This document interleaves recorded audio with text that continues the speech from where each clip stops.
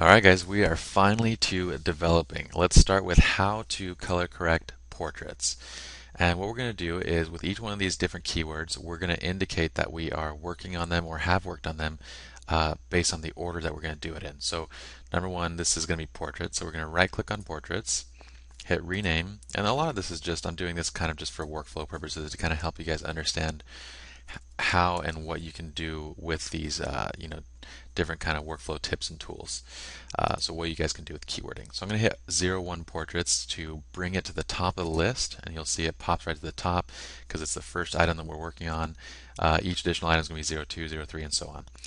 And then I'm going to click right here on the arrow right to the right. As we talked about, this is going to turn on the filter automatically so that we see only the portrait images. We will start with the first image and go all the way through all four. So I'm going to go into my develop module by hitting D. This very first image is a self-portrait of myself, and you probably are asking yourself, why would I put this in the catalog? Well, the main reason is not because I want to show you guys my good-looking face, but the main reason really is to show you guys basically when we get to the actual retouching videos, how to retouch in Lightroom as well as in Photoshop. Even though our clients are all signing model releases, I can't think of a single client that would want us to basically use their images to show you how to touch up, all their blemishes and all their, imperfections.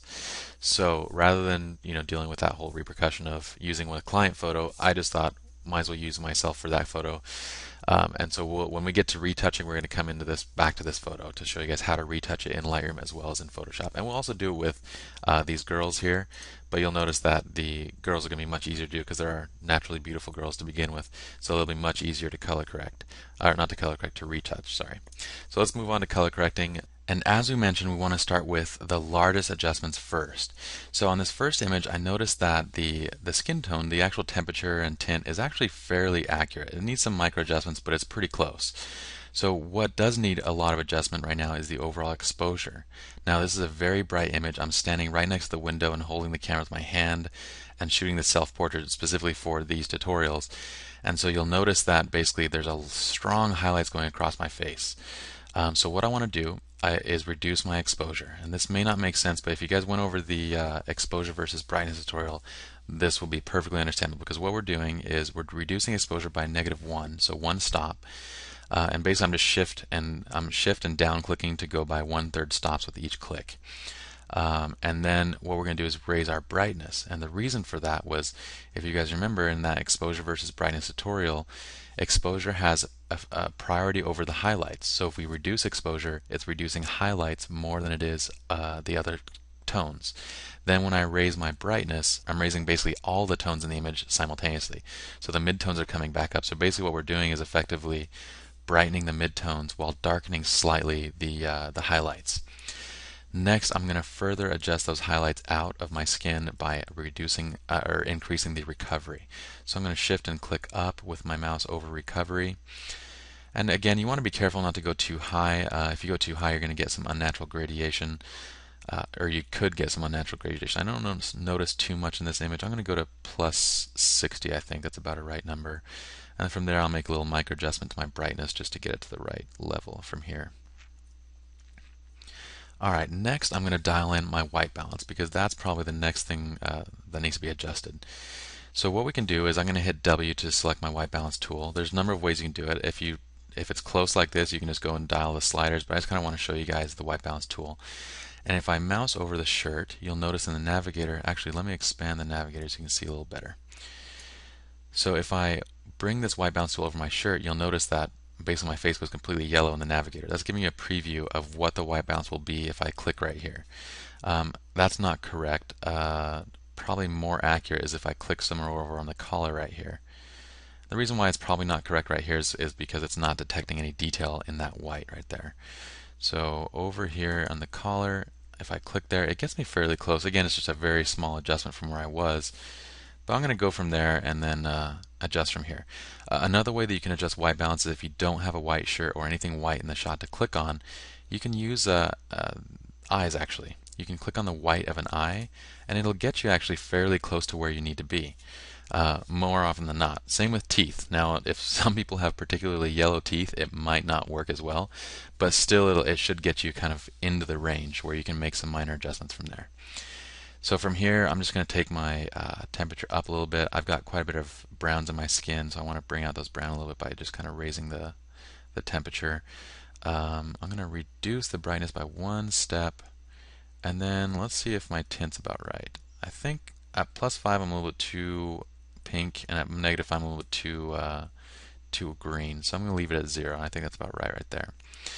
Next thing I want to do to smooth out all these highlights and just to kind of give a little bit of flattering effect to the skin, because this is such a close shot, I don't want to show so much detail.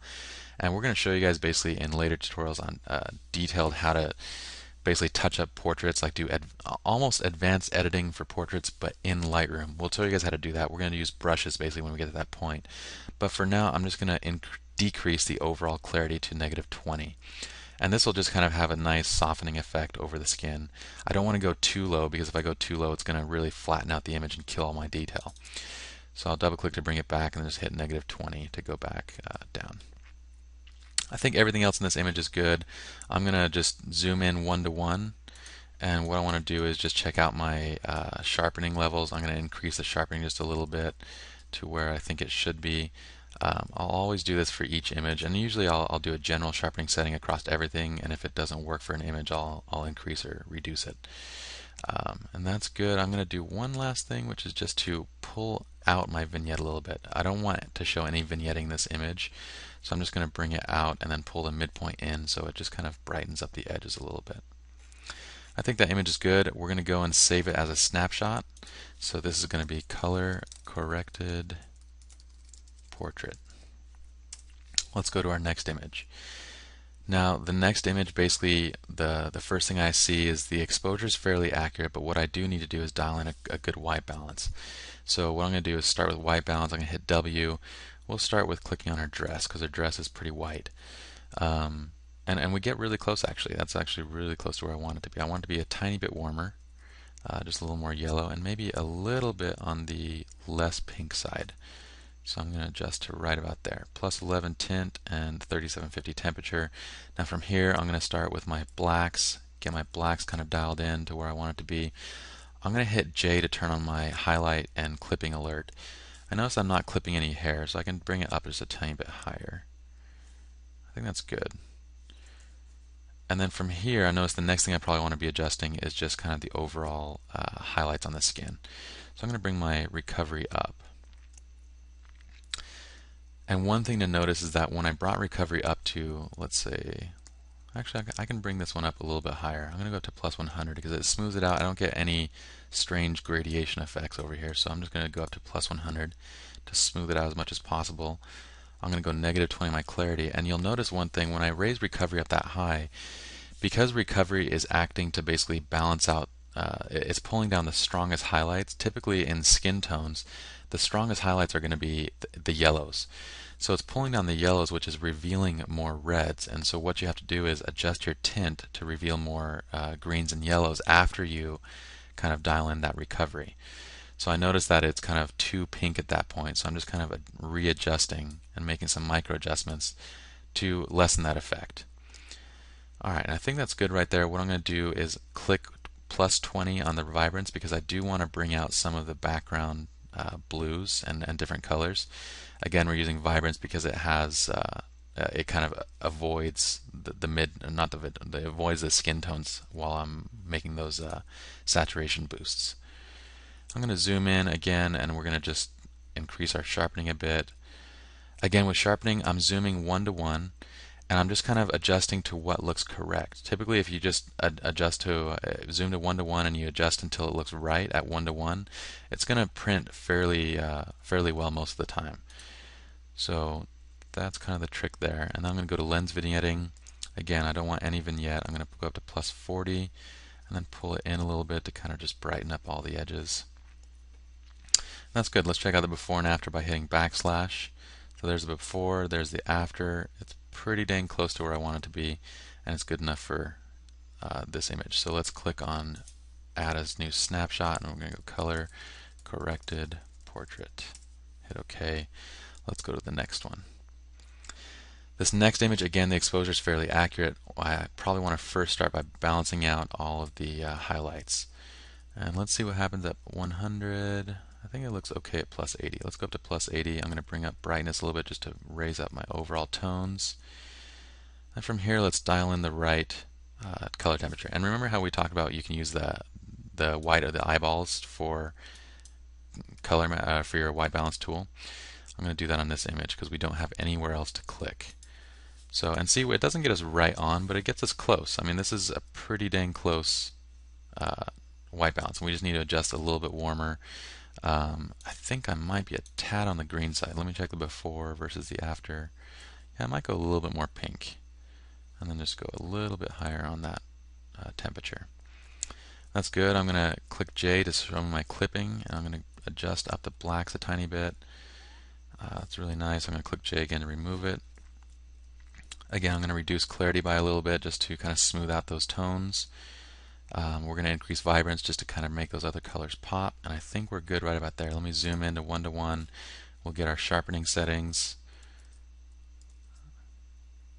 Okay, you guys are really going to like the when we get to show you guys kind of advanced editing for portraits in Lightroom. You'll really like all the control and power you have in Lightroom itself without even going to Photoshop.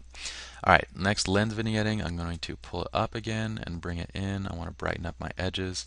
Great, it's a nice bright image. I think that's good right there. Add our new snapshot, color corrected portrait. Hit create. Great, and let's move to our last image. This is an example of an image that just the in-camera white balance is completely off at the time. So obviously the first thing we need to adjust, the largest adjustment, is the white balance. I don't see any white areas in this image to click on, so I'm just going to adjust it manually.